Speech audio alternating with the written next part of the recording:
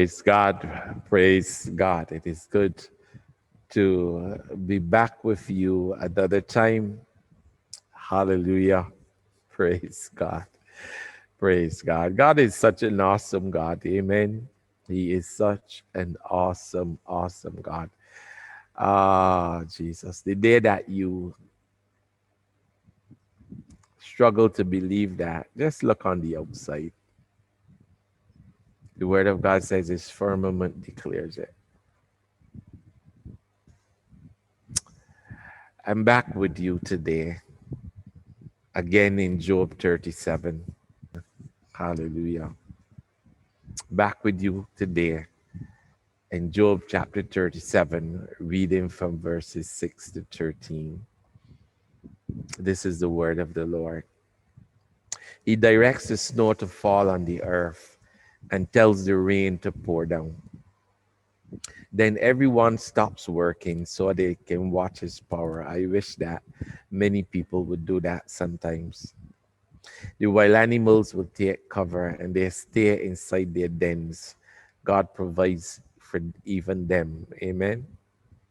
The stormy wind comes from its chamber, and the driving winds brings the cold.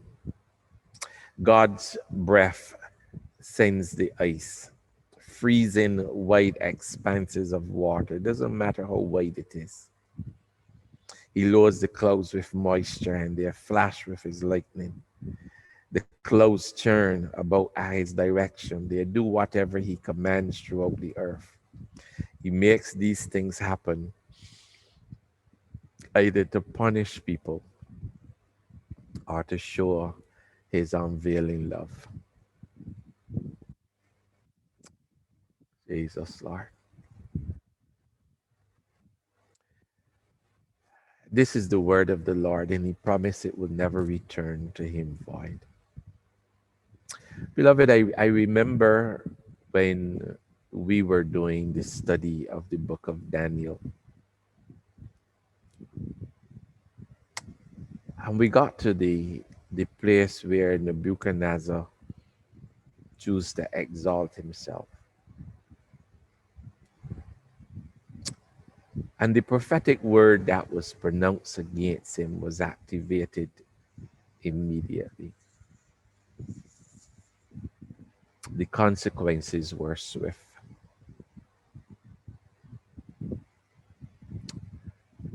I am thankful today, Father God, that we are living in a period of grace. Sometimes your judgment is not that swift. But I'm concerned that just like when Jesus was walking the earth, regardless of the magnitude of what you were doing as you walked the earth as a human being, opposition began to rise. There were those who believed and those who didn't want to believe, although they could see. Father God, the reality of you is borne out in nature. There are too many things, and time wouldn't permit me today. The sea has been told thus far and no further. The sun knows how it is supposed to flow, and the moon will line up. The winds as they blow, where they're coming from.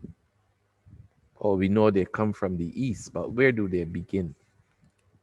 Where do they really come from?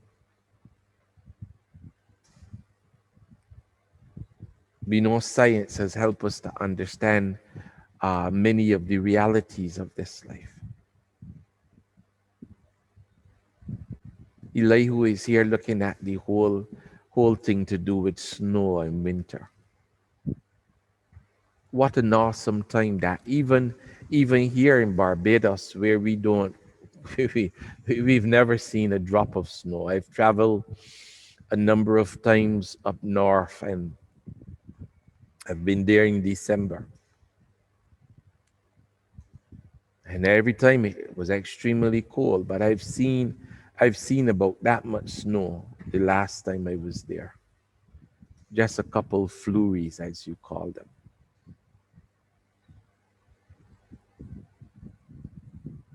It's an amazing time. And Elihu here is capturing that. The fact that, I've already said, Elihu says, then everyone stops working. And I wish that sometimes people would really pause and acknowledge the awesomeness of God.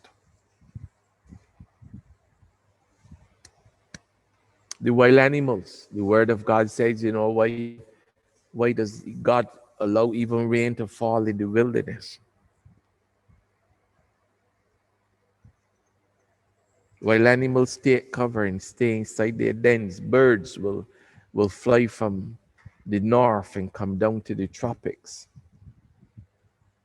at this time. He says the stormy wind comes from its chamber and the driving winds bring the cold. But where's this chamber that the winds are coming from? God's breath sends the ice, freezing wide expanses of water. It doesn't matter how wide they are. He lowers the clouds with moisture and they flash with his lightning. Another awesome experience. The clouds churn about as his directions. And beloved, how many times have you purposely just in a relaxed state, just look up to heaven? See how the clouds move around and form and all manner of stuff. Wonderful. And then Elihu wraps this up and he says, he makes these things happen either to punish people or to show his unfailing love. And there's always a gray area when it comes to this whole thing of God punishing people. Because sometimes what we may consider to be a punishment from God may not even be a punishment. So I think we have to be very careful there sometimes. Just like Job friends believe that God was punishing Job, he had to have done something really terrible and all manner of stuff. So that is one that I believe we really have to be very mindful of sometimes. But there's no question about God's unfailing love. No question whatsoever. I pray today, Father God, that somebody will connect with that unfailing love today. I pray so in the name of Jesus. On Sunday morning, Pastor John, our assistant pastor, looked at the whole issue of love. I pray that someone will connect with it today. Father God, maybe there's somebody watching even now that needs that very same love. I pray for them today, Lord God, that you would release it in their lives. There's some out there who've never experienced true or real love. Just move by your spirit today so that they can begin to have that experience. Let us pray this morning. Father, as I come before you today, I just want to thank you for your awesome power and your awesome nature. Lord, there's none like you.